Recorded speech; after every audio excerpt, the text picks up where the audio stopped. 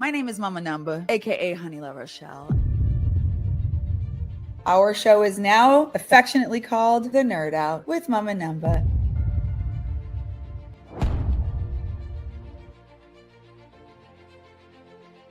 We are decoding relationship between notes and numbers. It does teach you to read chords. The way numbers have been a blessing. It would make it so much easier to transpose. Feel valuable and not try to shrink back into my shell. Learning the number system is like learning financial literacy, an essential skill that would help you navigate your career confidently, yet it's astonishingly absent from traditional training. That has really been blessing me. Have music be my happy place and also the place that I monetize my life. Huge leap for a musician. 100%. If you know your numbers in which key you're in, then that's half battle. That's where the importance of reading by numbers is helping me fit in. To explain myself. And so that's something that I use regularly.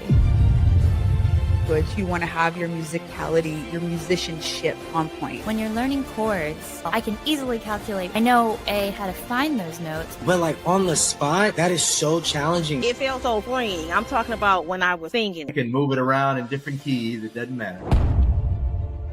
If you know your numbers, you can make sure that your show slays even if your musicians didn't take the time to learn it properly. Without you, I actually don't know my numbers. I wrote this song with the number system. Make them married together. SingByNumbers is a method that teaches singers the language of music that all instrumentalists and musicians are already speaking. It was the universal language we can all speak.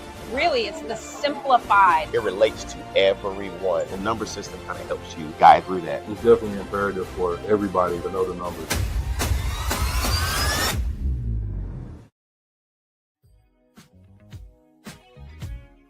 My name is Mama Numba, aka Honey La Rochelle, and we are here live every Wednesday, noon Pacific, 3 p.m. Eastern. It's also helpful when I'm transposing. So I'm thinking if I need to transpose that quickly into another key, I go to numbers, and it makes it so much easier for me to transpose. And so that's something that I use regularly. My goal is to transform the lives of 10,000 singers. If you knew that if you work with this person, they're going to cause you less stress and cost you less money, wouldn't you call them first? Don't you want to be that guy? I'm that guy. I really enjoy being that guy. You too, my friend, can be that guy. Sing by numbers. Learn some musician speak. So it's real simple. In any basic song, what you usually have is 1, 5, 3, 6, 2, 5, 1. That's usually most chords of most patterns. I feel extremely blessed. Have music be my happy place and also the place that I monetize my life. If I need to transpose that quickly into another key, I go to numbers and I think, okay, that's 1, 2, 3, 1. And so now I know that's 1, 2, 3, 1 in any key. So now if I'm going to go to the key of B flat, what's 1 of B flat? And it makes it so much easier for me to transpose. And so that's something that I use regularly. Knowing my numbers has saved my life from so many potential train wrecks. Don't you want to be one of the cool kids? Who doesn't want to increase their value, right? The way to become one of the cool kids is by nerding out. I would love to learn SingByNumbers because with all of my experience, if I knew the numbers which represent intervals and chords, it would make it so much easier for me to explain myself. So having these numbers has been super supportive because I've played in Africa, I've played in Paris, and all of the times if I can say to them, go to the 4, I could do this whilst I'm singing. The numbers are super valuable. And most singers don't know this language, but all musicians know this language. If you're looking at a beginning by numbers theme, and I do love this system because it does teach you to read chords, that's where the importance of reading by numbers comes into play. So far, the way numbers have been a blessing is helping me fit in to band musical situations. Because you were really like a dancer who could sing. Yes. And this is an upskill that could support at some point in your career when you're speaking with musicians, when you're speaking with producers. You know, there's so many moments that when you're being thrust into that new environment, it gave me a certain confidence that others didn't have so that I could step forward and be like, oh, well, I'm a singer too. I can hit these notes. Thank you. I know what I'm talking about. And it gave me a lot more confidence to be able to, just interject and make myself invaluable to the productions that I was a part of. My life, had it not been for her, I don't even recognize who I am now versus where I was. They're two totally different people. My name is Mama Numba, aka Honey La Rochelle. Let's get nerdy. Let's learn all the numbers that go with every note. Did I mention it's a lot of fun? We are nerding out. Yes, we are nerding out. We nerd out every Wednesday, y'all. Noon Pacific, 3 p.m. Eastern, 8 p.m. London, 9 p.m. Denmark. I've got my other little camera here that is just falling over. So, all right, I think that we have our things together. Every week we do this. And why do we do this? This is so that you can learn why it's important to sing by numbers. It is so that you can learn why numbers are cool. You can start to explore the relationship between notes and numbers. Now, do you need to know your numbers in order to have success in the music business? No. But you do need to have some sort of ear training, some sort of structure. And for me, numbers have been the fastest way to success. And I'll explain many reasons why in every episode. We always go into the whole nerdism of it. And that's why I love to do this. So all we do is decode all the little formulas and cool patterns. And math is very much like sacred geometry. Music is very much like sacred geometry. So have you ever seen those broccolis that have the perfect little spiral in them? That's how music is. Music is that cool. And so my goal is to prove that to you. And I come on here every week to do that. Now, this week, we have a special guest who is one of the best singers I've ever heard in my life. I'll never forget the very first time I heard this woman. I was blown away, knocked over sideways. Like I fell over, gagged. I was gagged. Okay. Why come? Because homegirl is beast mode. So what's really exciting for me is to introduce you to an artist of this caliber and to introduce her to numbers. So she's proof that you don't actually need to know your numbers to have success. However, I'm excited to see what kind of aha moments we can have today as we nerd out together. Ladies and gentlemen, without further ado, let's clap our hands and welcome to the stage, Amber Sauer. Hi. Hey, girl. Hey. How are you? Can you hear me? Yes. Okay, we can great. hear you. Thank the gods and welcome to the Nerd Out. I'm so happy to be here. I'm such a nerd also, but apparently not the kind of nerd I need to be. I'm so excited and also nervous.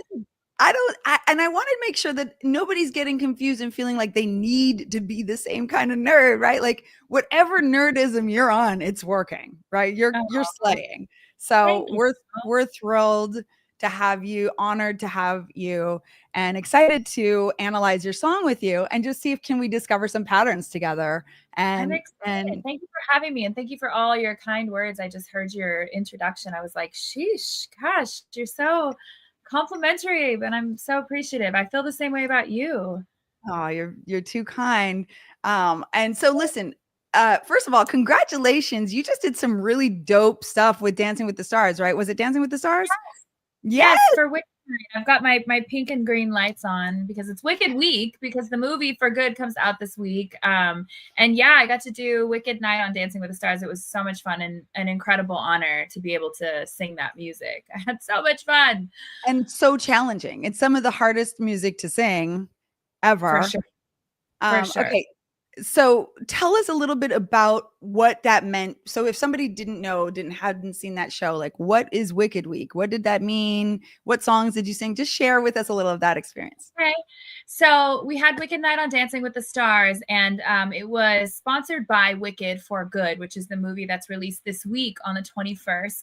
And so we literally got to recreate every sound, every instrument, every vocal note, every piece of the entire orchestration of several of the songs from the original Broadway musical, as well as Wicked, the first installment, and lean into what we could imagine the second installment to be. So that's kind of a general synopsis. When Universal gave the sign off for Dancing with the Stars to do this, and then when they called me, we understood that this was going to be a giant overtaking, whatever the word is. Undertaking. That thing was massive. Yeah. And it wasn't even just like every other week on dancing where, you know, we strive to sound like the record, you know, so that the dancers have what they know so well to perform to. This was that much further more intense and just intricate. And like I said, every instrument, every vocal note, every piece of the orchestration was recreated by the maestro, the wizard, Ray Chu himself. And to be called in as a special guest featured artist for that episode in particular was an honor. Not only am I a wicked fan of the musical and now the movie, but a huge fan of Cynthia Erivo and have been. She has been that girl. Yes. So I got to sing some of her biggest records in the movie and in the musical itself, which were basically the character Elphaba's songs. The Wizard and I, Defying Gravity, which is the iconic one that everyone knows about. No Good Deed, which is in the second installment that's coming out this week. And I got to sing For Good, also from the second installment with one of the other singers, Felicia, on the show. All of those songs in one taping. Yes. Oh my God. I sang background on every other song. So. Right. So super intense. So for a gig like that, so this is why I am screaming the gospel of numbers all the time. For a gig like that, you have a lot to study. You have a lot to learn. Yes. And so tell us a little bit about your history in music. How do you exist? Why do we have such an amazing beast in the world on today? Like, where'd you come from? How did your singing career begin? And just, you know, for context, like this is every singer in the world's dream, right? Is to be on Dancing with the Stars, to be the one that they call. You are the one that they called, right? Like that's massive. It's really such a huge, yeah, 1,000%. But you totally deserve it. So I'm interested for our viewers and for anybody who's watching this later, where did you come from musically? What is your background? You know, tell us a little bit about your history. Yeah. So I'm very long-winded, so I'm going to try to make this as concise as I can. I've been singing for as long as I can remember. I think my earliest memory is probably like 4 years old. My father, I'm adopted, and my biological father was a musician. I never got to meet him, but my adoptive father, who is the only dad I've ever known, was also a musician, a drummer for Merle Haggard, who's an old country artist, if anyone knows who that is. And so there was always music around me growing up. It was always something that we did, like sat around the campfire and sang. The first song I ever learned was Crazy by Patsy Cline. So I like grew up on like old school country. Like my dad is a country boy to the heart. So fast forward to like, you know, junior high and high school, I had joined band. I played clarinet in concert and marching band. I played alto saxophone in jazz band. So I do know how to read music. And then I joined choir, of course, and sort of caught the bug of singing. I never thought about it as a career, I think, until later. I was in college and I joined a gospel choir. And I feel like that was sort of the pivotal moment where everything changed for me. There was a certain level of music I feel like I was exposed to that point. And then from that point forward, there was like a whole new world of just incredible music I had never heard. And I was like, the Clark sisters, who is this? Tone, who is this? Who we now know as B. Slade. But so much music, just like an influx to me. And at that point, I had always studied musical theater when I was young, but my career at that point, it kind of took a pivot more into like the pop, soul. And then I moved to LA. I felt like where I was at in Northern California was I kind of had done everything there was to do in that area. I had won a bunch of karaoke contests. I did Northern California American Idol and won Butte County Fair Idol, Chico State Idol, like all of these sort of regional type of competition things.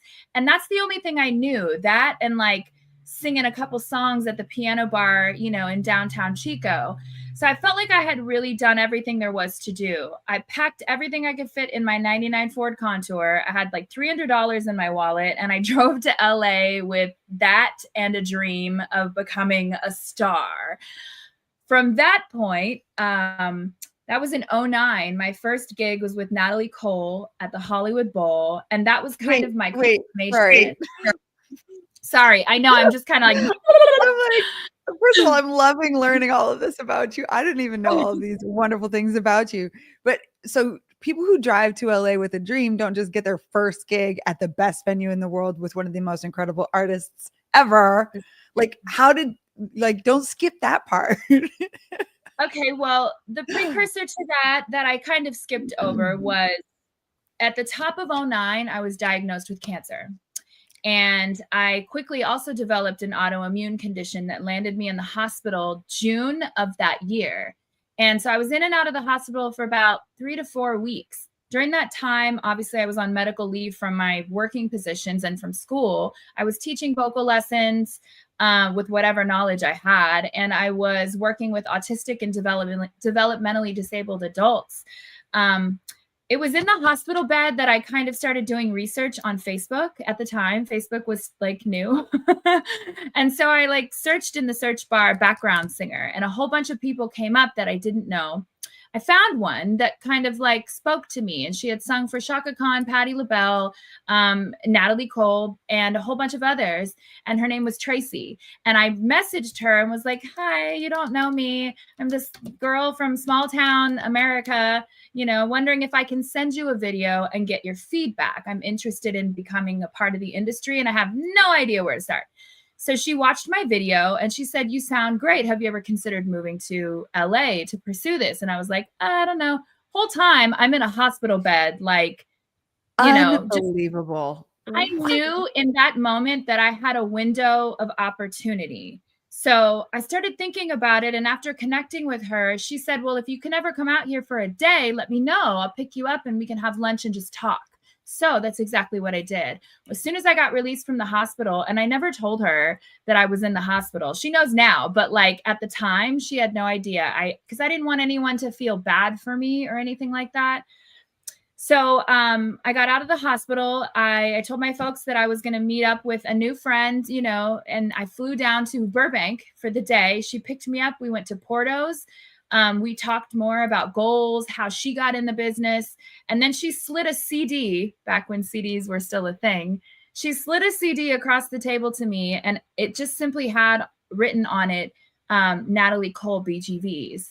And I was like, what's this? And she's like, well, if you can move out here by the end of August, you'll have your first gig with Natalie Cole on the Hollywood Bowl stage. And I was like, are you kidding? She literally took a chance on an unknown. And we were just getting to know each other, but I think she believed in me. She saw I was singing in church.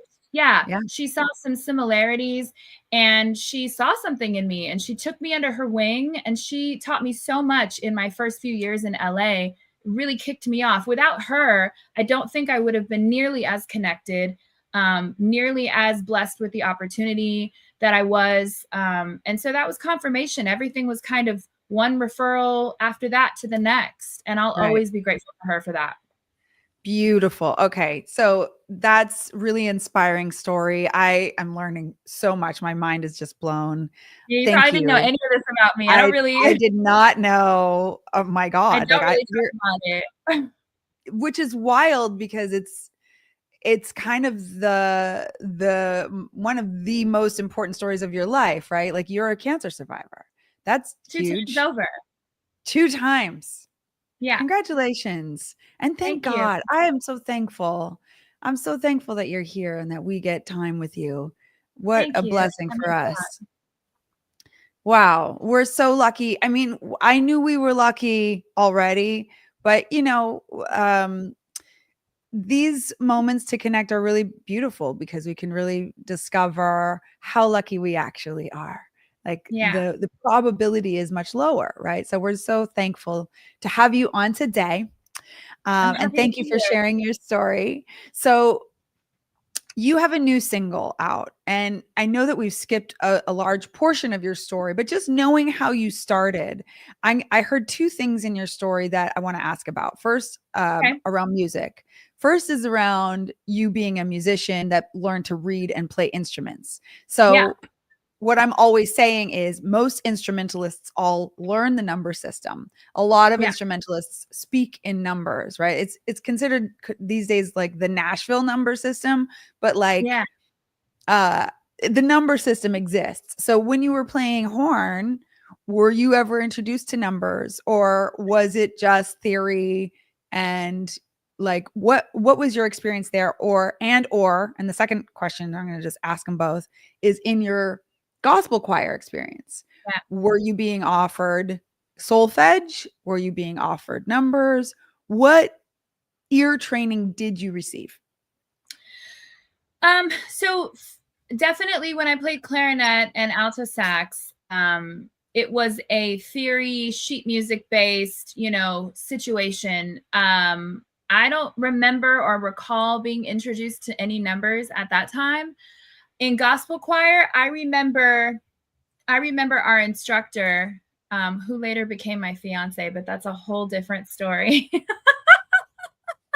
Oh, girl, we're gonna just go have tea. We're gonna have tea. My ex-fiance. But anyway, I remember him introducing us to, like, I remember him speaking about it, but not in a way where there was any education about it being offered. In gospel choir, we were given music, we were given files, and we basically learned everything Suzuki method in addition to learning the parts in the classroom. And then we had section leaders.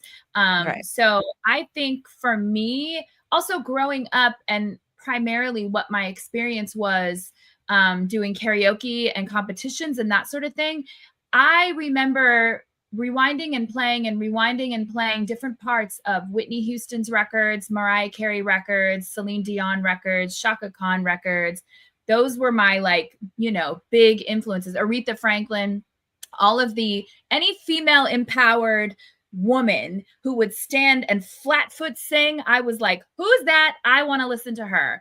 Yes. And I think my ear begun training itself without me knowing it. And what I think I learned was how to initially mimic what I heard. So it was a matter of like, okay, what'd she do? Okay, let me try. Okay, rewind, let me hear it. Okay, what'd she do?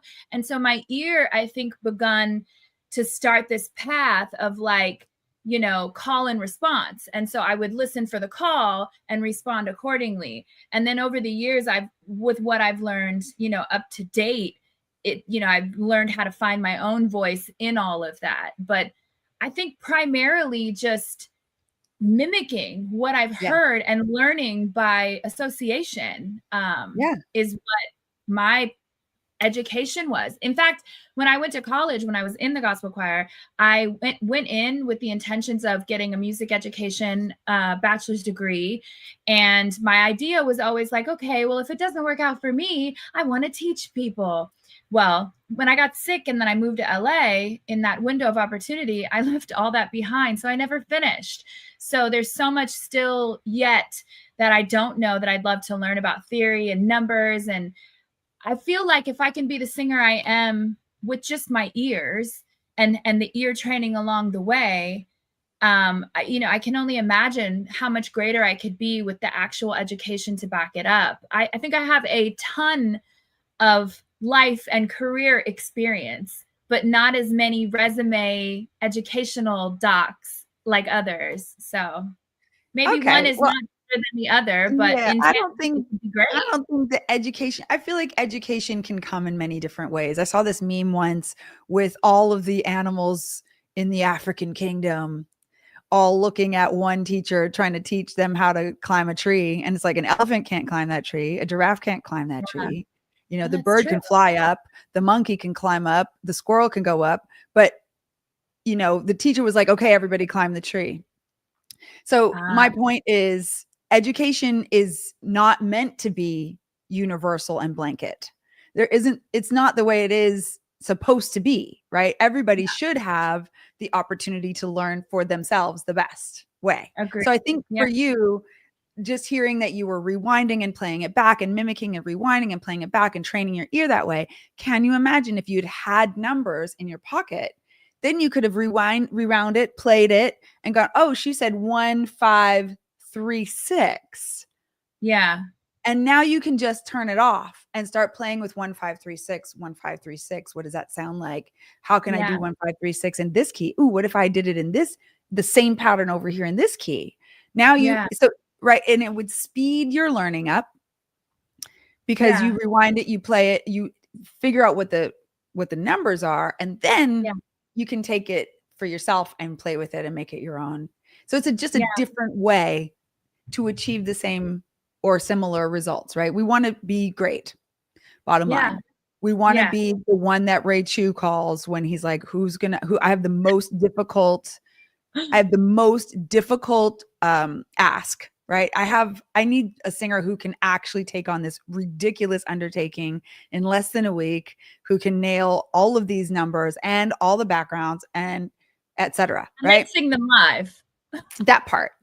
While everybody else is doing their thing. So there's no backsies. It's not like, oh, sorry, can we try once more for me? No. Right. Exactly. You just gotta be badass. Yeah. So you managed to, so that's fine. Like, this is amazing. I love your story. The analogy that you gave. It's so perfect. I'm probably going to steal it. So I'm apologizing because a lot of people will ask me, basically, how did you get here? How did you get here? How did you get here? Like, how did, I did all of this and yet you skipped the line sometimes is the energy that I get. And the reality is that we all have a path, and mine has always been a little left of center. It's always been a little bit different. The rooms that I've been in, I'm usually the one who looks a little different. I'm usually in rooms people wouldn't expect for me to be in, but I consider that an honor. And I consider that unique. And I think that that's what makes me who I am and different, is that I never looked at it. Thank God that I never looked at it like, oh, I didn't do this, so I can't do that. I always saw what I wanted and saw what I thought I was called and purposed to do, and just ran towards that, shaking in my boots, not knowing how the whole staircase looked. But as long as I could see that first step, that's where I was going. And that's what I wanted to do. And nobody was going to tell me that I couldn't. I was just going to figure out my workaround. So, but I would love, to your point, love this.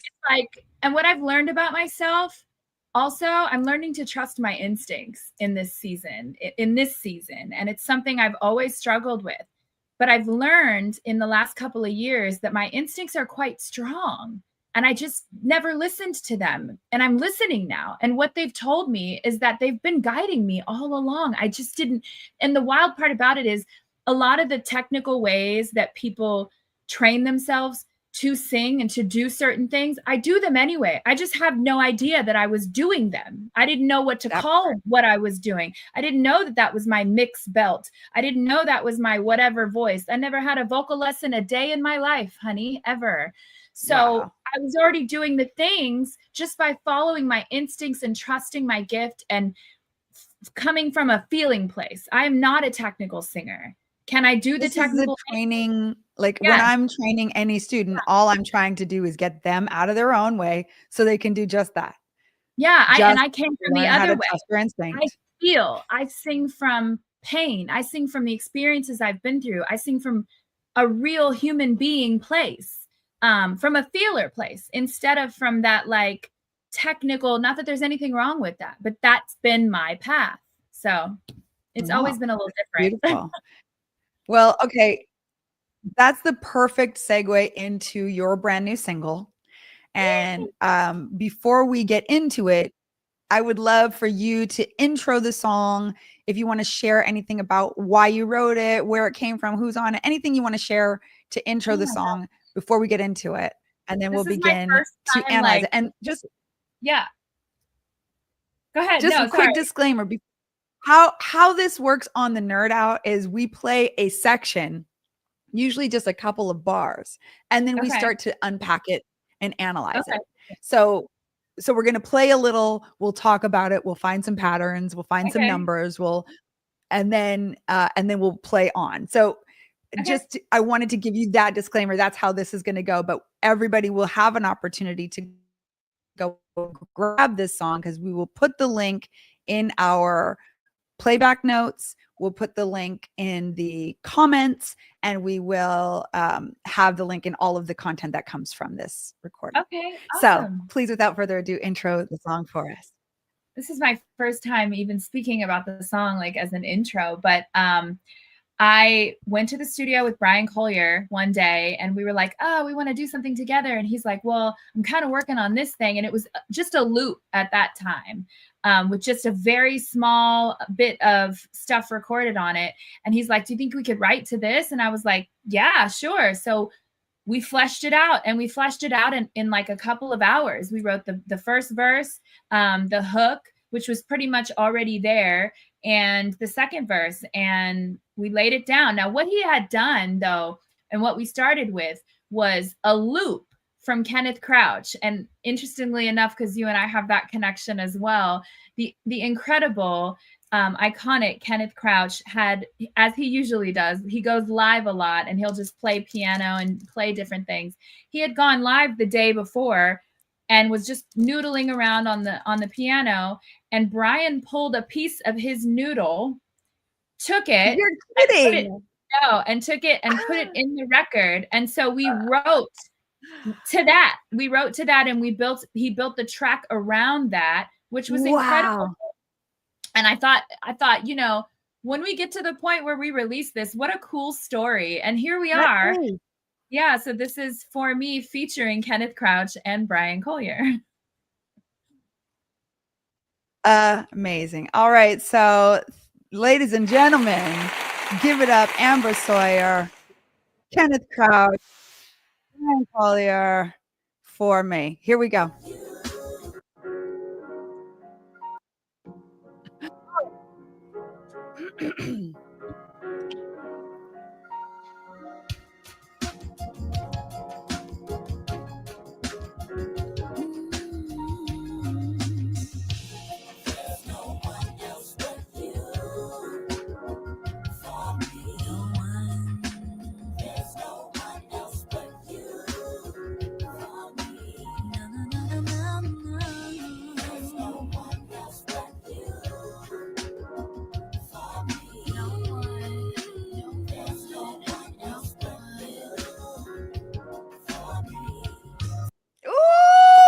Already cold-blooded. That goes hard. It's such a vibe. Okay, it is so a vibe. I'm excited for this because you have such an incredible ear, obviously. So it's really just going to be plug and play, plug and chug, right? Because where is the do is the first question. Where is the one? Okay. So do, re, mi is 1, 2, 3, right? So if we're taking solfege and we're making it into numbers, then we are teaching somebody brand new. If they've never heard of numbers and they don't have any ear training, how could they find the one? Yeah. That's the first question. Because once you know where the one is, then you're free. Now you have the freedom to count your way to any other place in the song. Yeah. And you could eventually break it down with ease no matter what. Yes? Yeah, I love that. Okay. So I know where the one is. Usually when I'm looking for the one, I would tell somebody new to listen at the bass, because usually 99% of the time the bass is kind of handing it over. But in this case, the bass isn't really handing it over. This is actually a really fun analytical tune for me. This is more fun. Okay. So for you, you're listening to this loop. Of course, you have your method of finding the one. How would you go about it? How do you find your place in a loop like that? I'm actually not sure what the one is. I can guess. I would guess. I don't know what that note is or what that is, but I hear, because we start, there's no one else but you for me. What I hear in that is that undertone of one. And I don't know if that's the one, but that's what I would consider the one for me. Okay, great. So in my ear, I would consider that the 5. So I would be like, there's no one else but you for me. 1, 2, 1, 2, 1, 3, 2, 1. Oh. 1, 5, 4, 3. That's how I would hear it. And so there's a correct way to do it, right? If we were writing sheet music, we would have to find the actual key signature. And the key signature would be like, this is your 1, right? If it's in C major, we know that the C is the 1. Yeah. If it's in B flat major, then B flat is your 1, right? It's like what scale, what key is the 1. Exactly.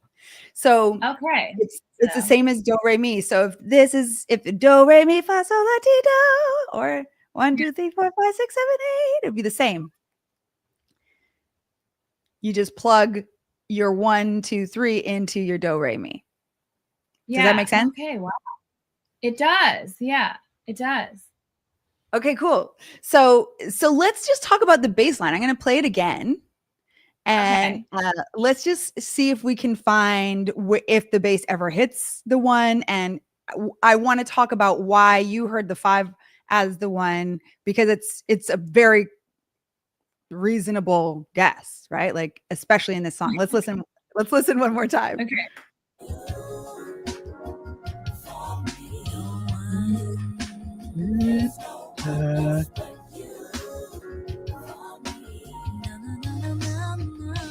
Oh my God, it's just so funky. And I love that it's got that off time bar in it too. Yeah. But the bass line is just going da da da da da da da da da da da. Yeah, yeah. The 1 is why I thought that was the note.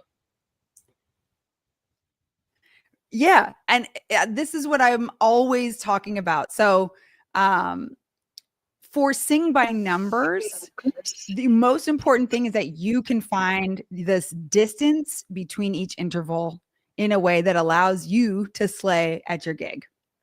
Yeah. Right. So there's a way to learn it. Like, this is what the key signature would be.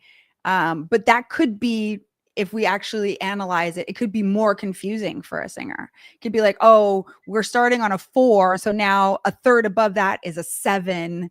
So now you're trying to like, 4 to 7, instead of just going, this is 1, 2, 3, and just counting from where you hear your bass, your bass line, your home. So when I'm inviting somebody to learn to sing by numbers, I'm always like, listen for where you feel at home.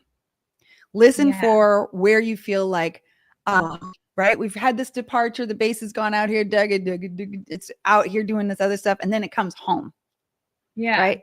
Then there's like a place, and it's such a sensitive, it's a feeling thing, because music is a universal language, because we're all feeling something, which is why it evokes emotion.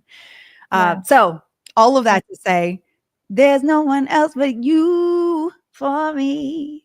There's no one else but you, right? For me. Yeah. Is that about close to the melody? Yeah. The melody. There's no one else but you for me. There's no one else but you for me. Yeah. So I would hear that as 1, 2, 3, 2, 1, 5, 4, 3. Ah, okay. Interesting. When you hear that, does it let you see step da da da da da da da da? Does it help you see that? It's, my brain is a little like, oh, what's happening? We're expanding. But but yes, I can see that. I still feel like, for some reason, and maybe this is wrong, maybe this is just the way my ear hears it, but that I still feel like that feels like, when you mentioned what feels like home, even though I'm not hitting that, like there's no one, that actually is the tenor note in the harmony on the chorus. So it's like, there's no one else but you for me. It's I almost think the octave of the whatever that octave is, but I think that feels like so it feels like home, even though that's not the next step. I understand, and that's great, and there's nothing wrong with that, and that would work too, right? You take that with you to the gig, you're still going to slay the gig. So the next step, once we find where the 1 is, then we sing the scale. And our next question that we're answering is this major or minor? Ah, okay. So oftentimes we'll have the relative minor, right, which is all the same notes, but it just sounds minor. Right. Versus, you know this because you know how to read and you know some music theory. Yes. So like the relative minor is always the 6. Okay. Meaning, first of all, do you know the circle of fifths? Are you familiar with that concept? I've heard it. I've heard of the concept. I would be lying to you if I told you I knew it. No problem. This is one of my favorite concepts. And I think that we'll close with this, just, this concept. I would love to share this with you. And I'll actually put some documentation up for us to see it. Cause like I was talking about that broccoli that looks magical. Yeah. Have you seen those broccolis that just look like a perfect spiral, or just sacred geometry, how it looks like it just continues to expand always at the same amount, it's like pi, right? It's like that type of equation. So the circle of fifths.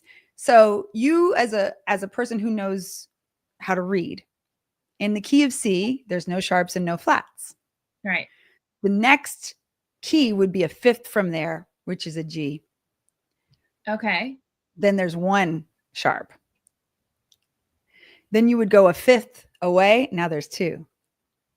Interesting. Then you would go a fifth away. Now there's 3. And it goes like that all the way through music for eternity, for all time.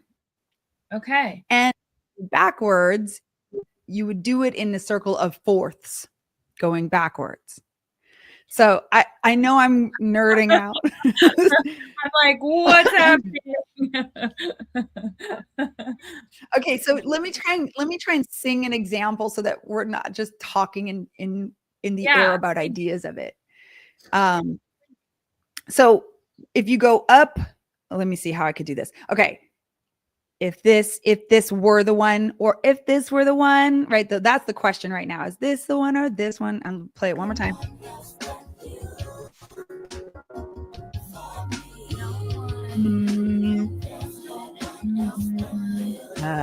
So which note is your one? That one. Yeah. Is that the one? That's the one I feel. Yeah. So my one is actually just 1 note above that. Really? So if we sang our scales, 1, 2, 3, 4, 5, 6, 7, 8, it would be minor. It's the relative minor. Interesting. In my key. Because the only way it works is if I sing it in minor. Let me play it and sing the scale over top, just as an example. 1, 1, 2, 3, 4, 5, 6, 7, 8. Or 1, 2, 1, 2, 3, 4, 5, 6, 7, 8. Yeah. 1, 2, 3, 4, 5, 6, 7, 8. Or 1, 2, 3, 4, 5, 6, 7, 8. Yeah. So 1's in major. Oh my God, I see you blinking. Okay. I love this. This is good feedback for me because I know that I get so nerdy that I can lose people. No, it's okay. I'm still here with you. I'm here. I'm here. I may not understand what you're talking about, but I'm here. So if this were the one, we would go 1, 2, 3, 4, 5, 6, 7, 8, and that would work over this song, right? Yeah. Right? Or if we go a third below that to the 6, we would sing the same exact notes on the keyboard, but it would sound like a minor scale. 1, 2, 3, 4, 5, 6, 7, 8. Right? So almost that's the 5th in the key that I'm singing in. So if this was the one, so there would be 8, 7, 6. Okay. So the 6 is always the relative minor. So 1, 2, 3, that's minor. 4, 5, 6, 7, 8 would also work. Listen. Okay. 1, 2, 3, 4, 5, 6, 7, 8. Okay. You hear it? Yes. Yes. How it works, right? If I were to sing that scale in major, it would not work. Right. Okay. 1, 2, 3, 4, 5, 6, 7, 8. Yeah. Terrible. I hear you. Yeah. Oh my God, this song is fire, by the way. Thank you. Before, we're gonna have to play it out in just a second. So we're almost done with the nerding out. And I appreciate you following me down this long path. No, I'm learning. I'm always down to grow. I love learning. Okay, so in the key that I was thinking originally, if your note, the 1, 2, 3, 4, 5, 6, 7, 8 would also work. So let's play it and try that on. Okay. 1, 2, 3, 4, 5, 6, 7, 7, 8. 1, 2, 3, 4, 5, 6, 7, 8. Does it sound? It sounds like it goes. It sounds like it works. It sounds like it for works. me, like the 7 is like it could be either way. Yeah, yeah. It's What like were you gonna say? It works adjacent. Right. That's exactly right. Yeah. And I'm curious what the theory is behind that, because it just feels adjacent. Yes. 1, yeah. 2, 3. So if we were to try and sing it in minor, let's see how that sounds. Okay. 1, 2, 3, 4, 5, 6, 7, 8. Okay. So it's definitely in major. Would you call this song in a major key or a minor key? I feel, I don't know. Maybe it's both. I'm a Libra. Maybe it can be both. I'm a Libra rising, so I'm with you. I think it's major. It's major. Yeah, yeah. I think but it's it has major. the minor feel, doesn't it? A little bit. A little right. bit. You kind of can't quite tell. Whereas some songs maybe would be a little more obvious. Yes, exactly. So that's where we started with this. This is a very difficult song for a new numbers person to analyze because it has a lot of intricacies. It's a real musician's musical song. For sure. This is for us. Like this is the type of music that we love. Me. It's for me. That's why we called it that. For me. And this song is absolute fire. I'm going to be streaming it. And do you have it up on Bandcamp? I don't have it up on Bandcamp. Should I? Okay. 100% recommend that you upload your songs to Bandcamp. One of the reasons Bandcamp is one of the best platforms for independent artists is because you can have your fans come and name their own price. I could pay $1 or $30 for your song or your album. And 80% of that money goes right into your bank account the next day. So there's no Spotify who's taking 99.9998% of your money. Yeah. Also, Spotify has a new terms and condition where if you don't make a certain threshold of streams per month, they'll just take all of your streams and give them to somebody else, put them in the pool. So you won't get paid at all unless you reach a certain threshold. So I highly recommend, especially as an independent artist, to invite people into your Bandcamp. They also do this thing since COVID started where they have Bandcamp Fridays, which is either the first or the fourth Friday of the month, where 100% of what you earn goes directly into your bank account on that day. That's so you could invite your list. You could send it to your list and be like, if you buy today, you're actually supporting me 100%. Yeah, we definitely need to sit down and I need to get all this tea from you because it's time. It's time for the level up, for the next level for me on all levels. So I need the mailing list. I need to do all the things. Okay, so Amber, you are a superstar. I am excited to be able to say I knew her. I've been knowing her. And the world, you guys, if you haven't already gone to follow her, go and follow her. Her name is on the screen. You see this song, Amber Sauer, For Me, featuring Kenneth Crouch and Brian Collier. Okay, go find that on YouTube. I personally would say you could find it on Spotify, but I would prefer if you just delete your Spotify app from your phone and cancel them completely because fuck them, frankly. Yeah. And this will be up on Bandcamp shortly after Amber and I have a chance to go and tee it out. So I invite you all to follow her and look for her announcement of when she's released it on Bandcamp so that you can actually support. As an independent artist, your support means everything. Literally, if you don't buy tickets, if you don't actually spend $1 or $2 directly on her platform, you're not being that supportive. And so I'm excited for you to follow her so that you can hear and fall in love with her the way that I have. and just listen to this woman sing. Like, just run, don't walk toward her page and enjoy the gift that she is, and then wait for that announcement, and then actually reach in your pocket and support her. We're all headed toward the blackout, November 25th until December 2nd. We're not spending any money unless it's to our friends or to our local stores. Oh, I love that. Right? We're doing this blackout all together.